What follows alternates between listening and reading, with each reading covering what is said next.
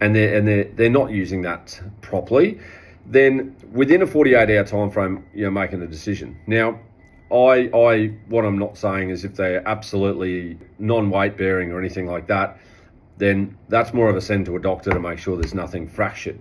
I'm talking about where they pull up sore after a competition. There's nothing really specific that happened in the competition they can identify, but they're really sore, and you're just wondering, is it this muscle soreness? Is it joint soreness? Is it something else?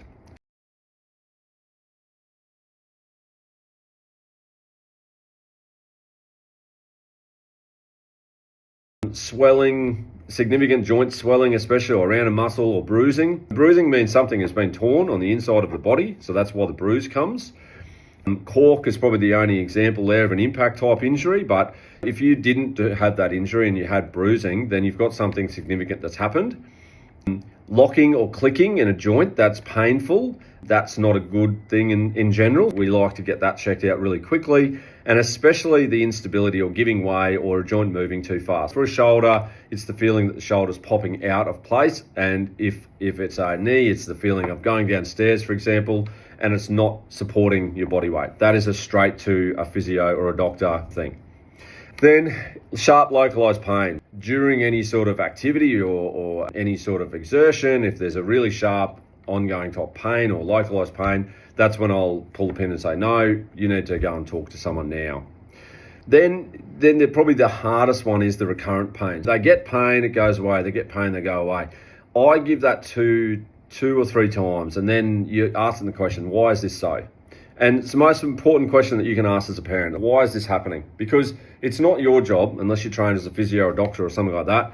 It's not your job to know. That's our people's job. Physio or a doctor, that's their job to know.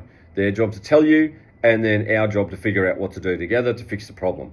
Just apply, what is the problem? Do you even know what the problem is? Because what I see is people overstating. I think it's this. Now, I think most of the time when someone's got a problem, I think I know what it might be, but my job is to get it to someone who can tell me what it is. And that's a physio or a doctor in most cases. It's really important that you don't just sit back on it, because with children, it's sometimes harder to fix the problem if it's been going for 5 months, because the lines are really blurred of what happened, what's happening now, what's your pain now, what is happening. Getting to a diagnosis can be more difficult.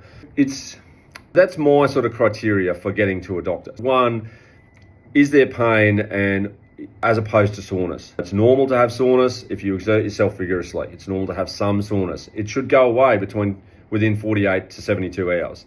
If it's not gone at 48 hours, you're starting to look at that going, is this normal? If it's gone in 72 hours, well, they just probably overworked themselves.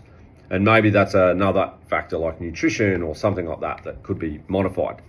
That is probably where I look at for you as a parent. If you're looking at that, it's always a question. If we're working with one of your children and you're not sure, please ask, why is this happening? If we can't explain it, that's a really good trigger for us to work together to say, well, let's find someone that can.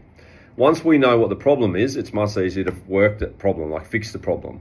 Just remember that early intervention generally costs you a lot less money, a lot less time. You get a happier child, which is so much better to parent, obviously, and you get a quicker resolution to whatever the problem is.